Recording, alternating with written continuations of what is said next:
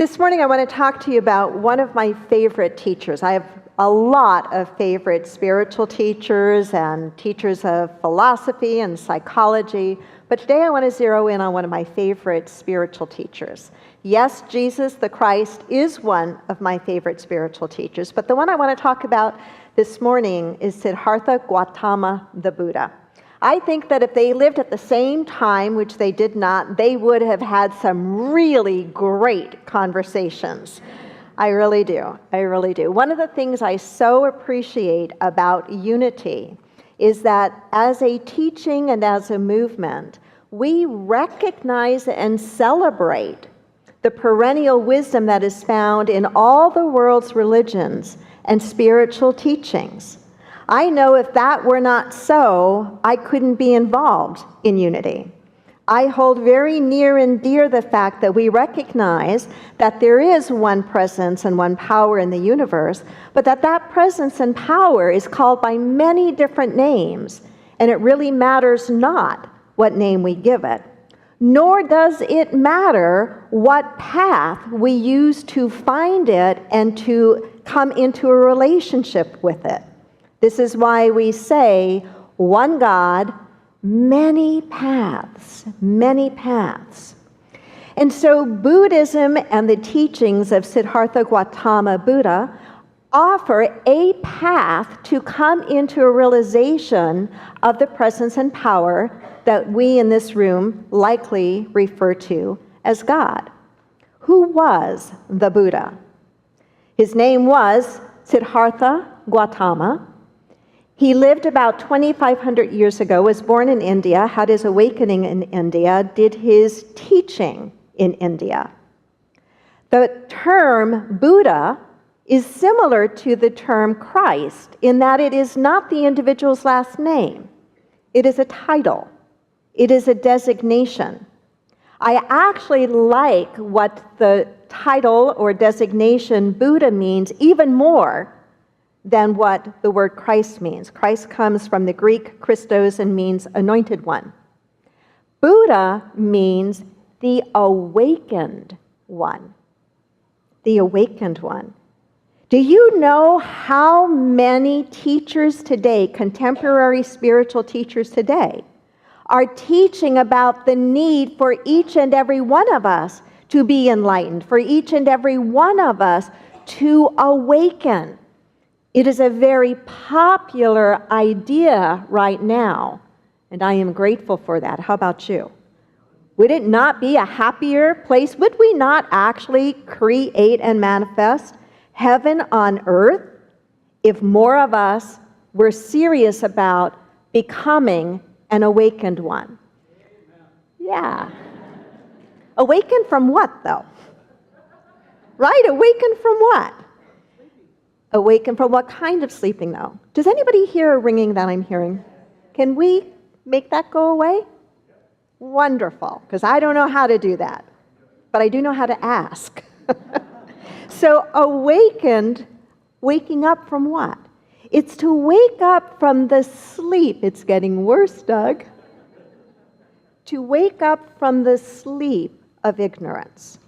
From the sleep of ignorance, to be able to see reality as it is.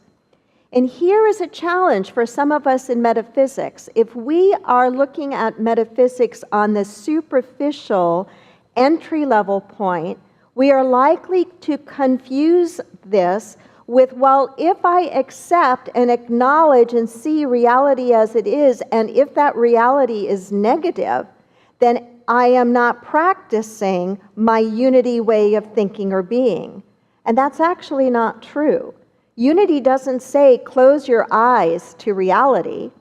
Unity says keep your eyes open to reality, be awake, and recognize that inherent in any problem is a solution. Inherent in any difficulty is a blessing and an opportunity to grow. Buddhism is a way of life that emphasizes peacefulness, that emphasizes loving kindness, that emphasizes mindfulness, and that emphasizes wisdom.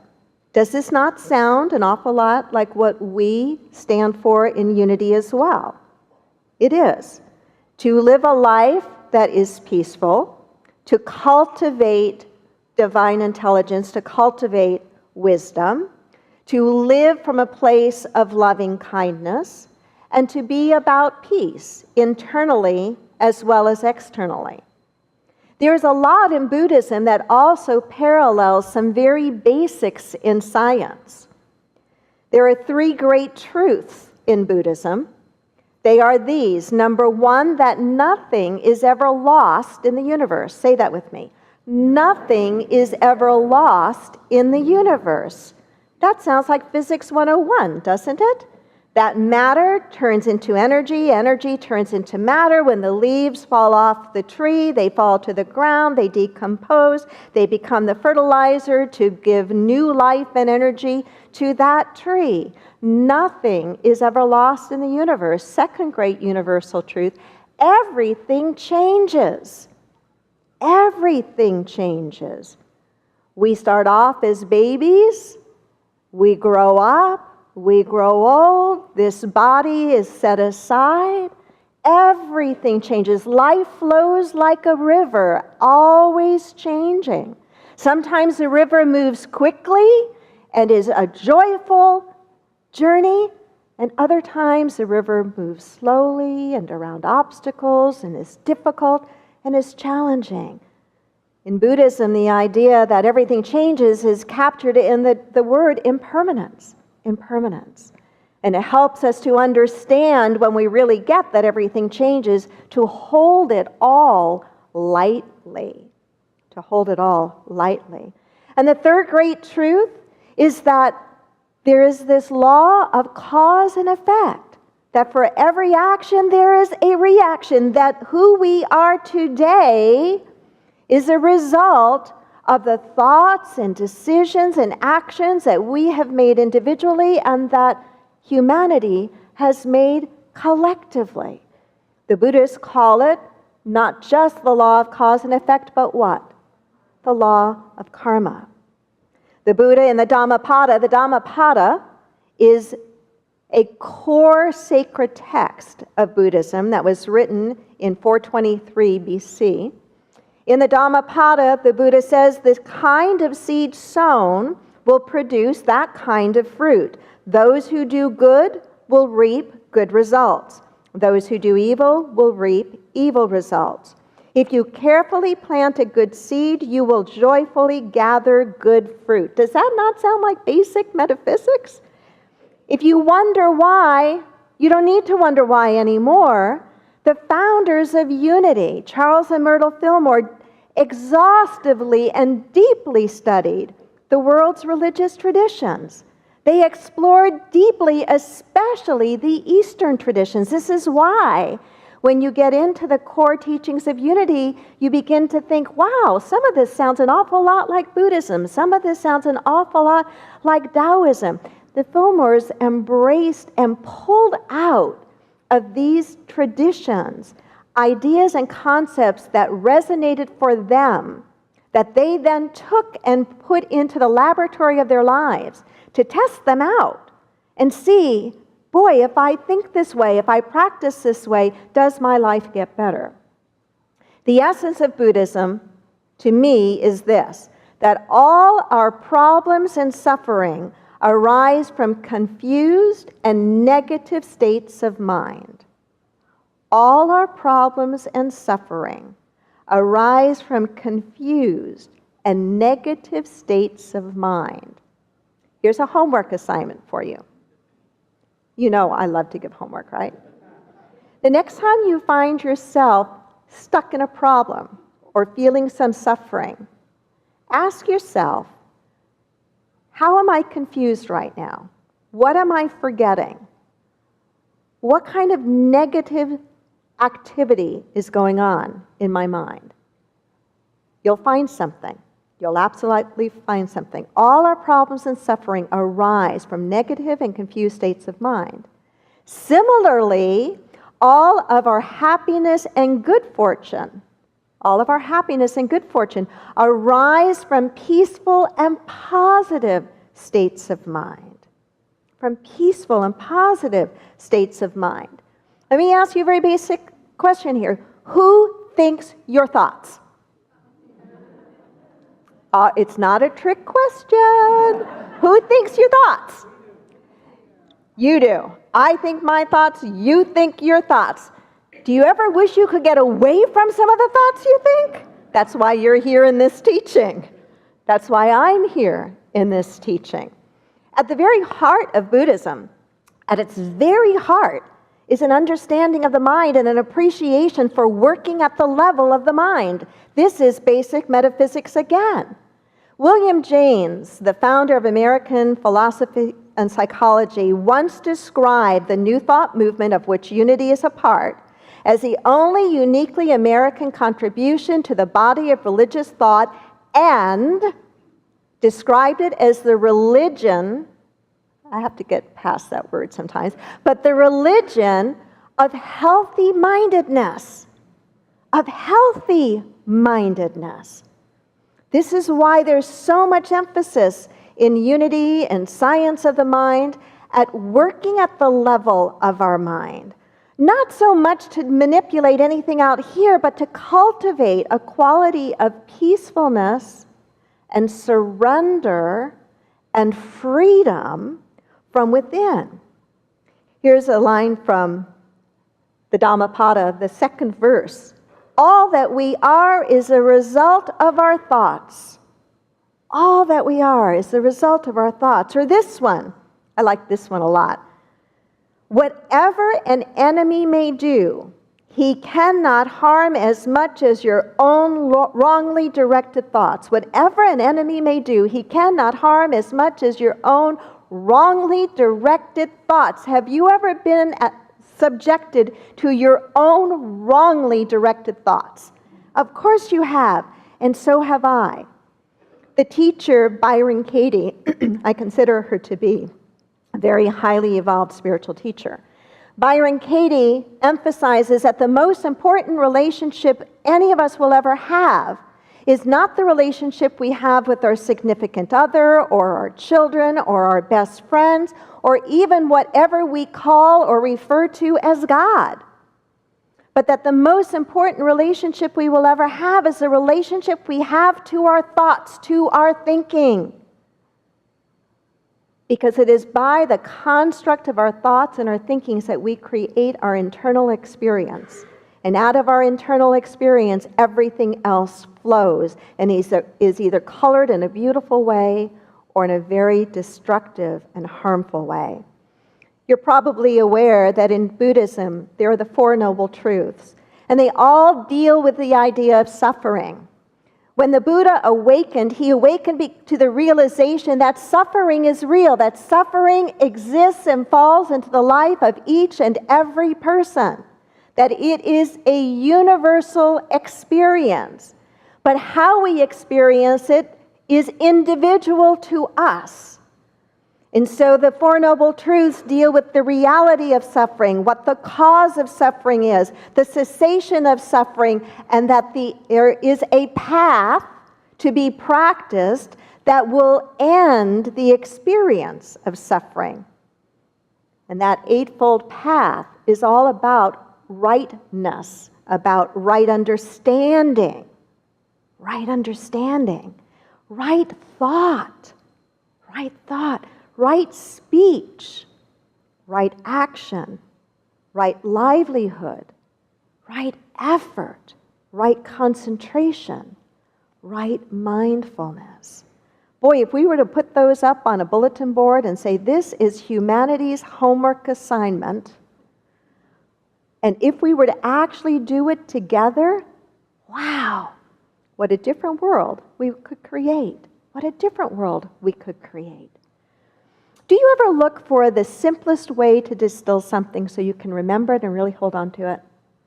I do. It's one of the reasons that I wear my Tibetan malas, because it is a quick and simple, physical, tangible way for me to remember perspective and to practice gratitude. I'll often use a stone in my pocket with a word on it, peace or calm or love or kindness, as something I'll hold on to just remember, this is what I want to embody today, or this is what I need to practice. If we were to look at what is the real heart and soul of Buddhism, I think we would find it in 3 very simple practices. In fact, there is a legend of an old king who traveled the countryside trying to find a wise man that could answer the question, what was the Buddha's most important teaching? And after many years of searching, the king found truly a wise man that could answer that question. And the answer that the wise man gave is that the most important part of Buddha's teaching is this: do no evil, do only good, and purify the mind. Do no evil, do only good, and purify the mind. Say that with me.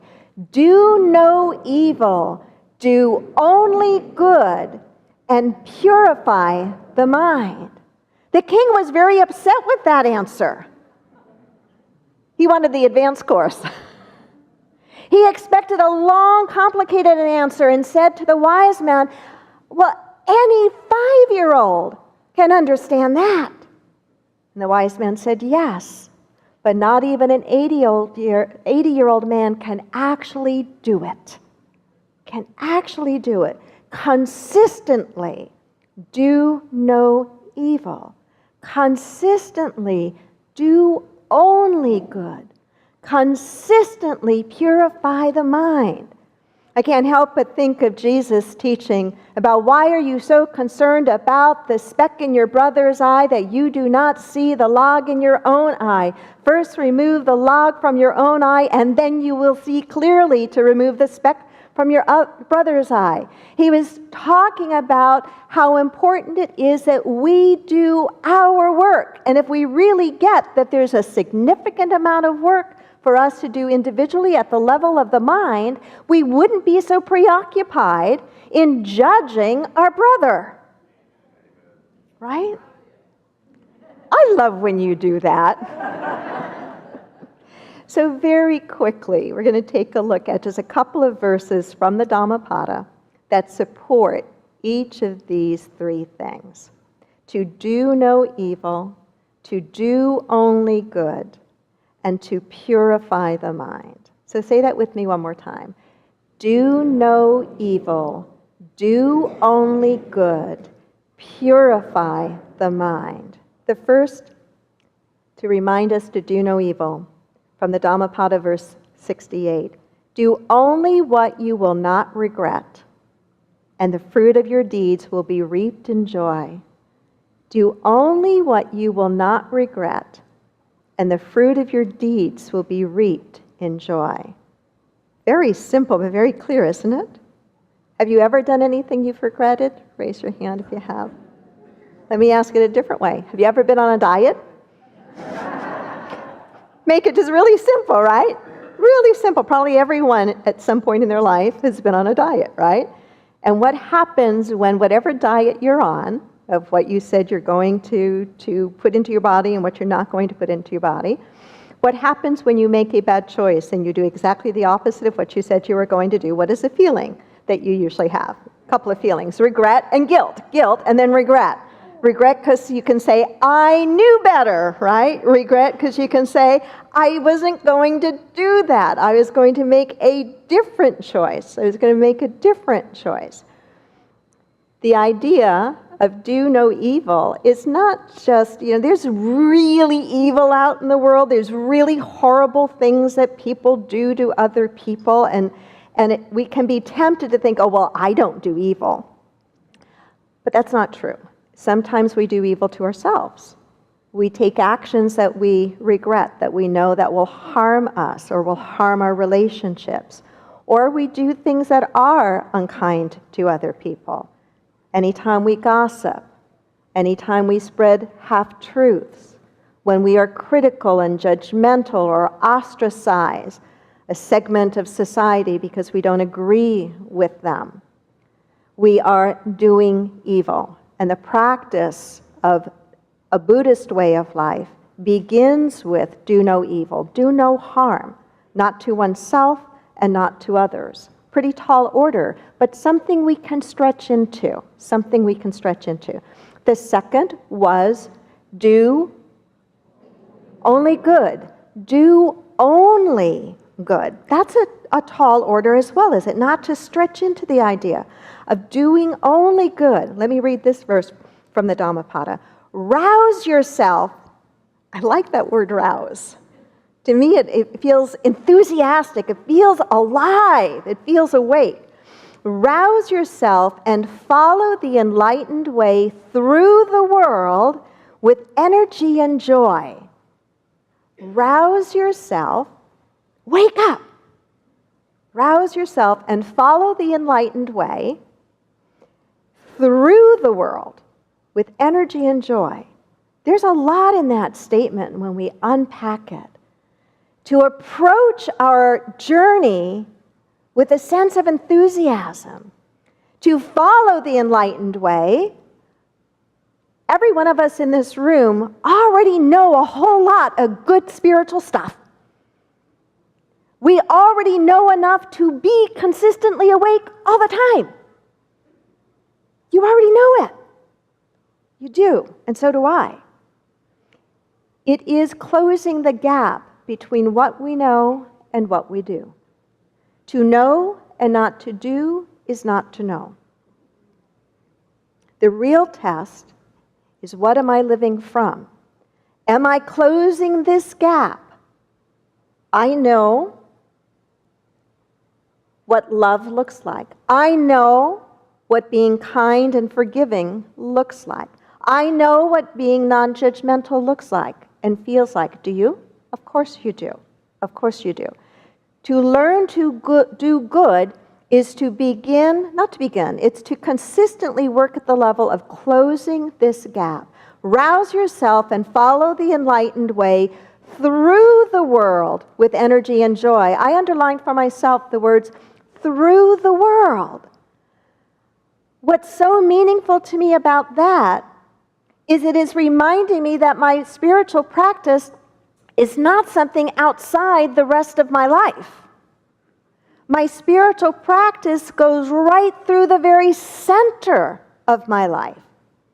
My spiritual practice goes right through every difficulty I experience, every sandpaper to my soul person that is in my life, every time I fall short of the mark. Through the world with energy and joy. A truly awakened person spiritually is not someone that goes off and accomplishes this on a mountaintop, devoid of other people and the challenges of an ordinary life, but one who can do it in the midst of the mundane and the ordinary. What's the expression? Before enlightenment, chop wood, carry water. After enlightenment, chop wood, carry water. What is it saying? That the outer part of our life still is essentially the same. We've got stuff to do. Chop wood, carry water refers to the stuff that you have to do, the stuff that I have to do. But the difference is when we begin to wake up, we do what we do from a different level of awareness, and we do it for a different reason. And that makes all the difference in the world. And then the last is to purify our mind. To purify our mind. Again from the Dhammapada. As a silversmith removes dust from silver, so the wise man rids himself gradually of all his impurities. As a silversmith removes dust from silver, so the wise man rids himself gradually of all his impurities. There's one word in here I'm really, really, really grateful for. What word do you think it is? Gradually. Are you glad that word's in there too? Me too. Me too. It recognizes that I am still very much a human being in the process of my own growth and unfoldment and enlightenment. And there are going to be times that I do it better than other times. But what matters is there a bit of a forward progression happening? What's the expression in recovery? It's not about perfection, it's about progress. About progress. gradually unfolding into who and what you really are at the very core of your nature. As I wrap this up, I want to wrap it up with another concept in Buddhism that I think is so key. The Buddha recognized the difficulty of awakening in isolation. And he offered what came to be called the three jewels, or the triple jewel, saying that these three things together allow for and facilitate one's awakening. The first being the Buddha, meaning a teacher, an awakened one. The second being the Dharma, which refers to the way or the teaching. And the third being the Sangha, which refers to a community of like-minded, like-intended people. That in order to truly grow spiritually and awaken, that those three things are needed. A teacher.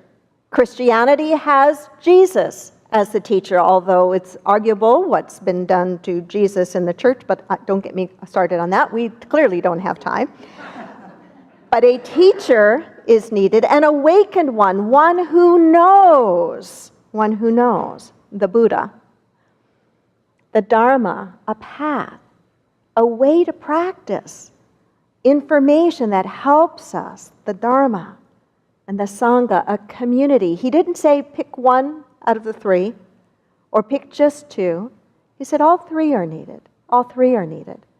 We need each other to grow and develop spiritually. We can do a lot on our own, but we can't do it all on our own. When we are together in community, we support one another. We can nurture and inspire one another. We can, if invited, give feedback and instruction to one another. We can learn from one another.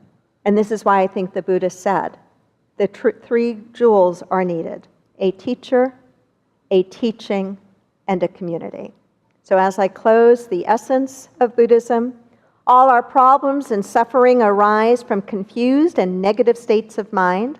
So next time you find yourself suffering or stuck in a problem, just ask yourself, where am I confused right now? Where am I holding a harmful or a negative state of mind? And all our happiness and good fortune arises from peaceful and positive states. Namaste.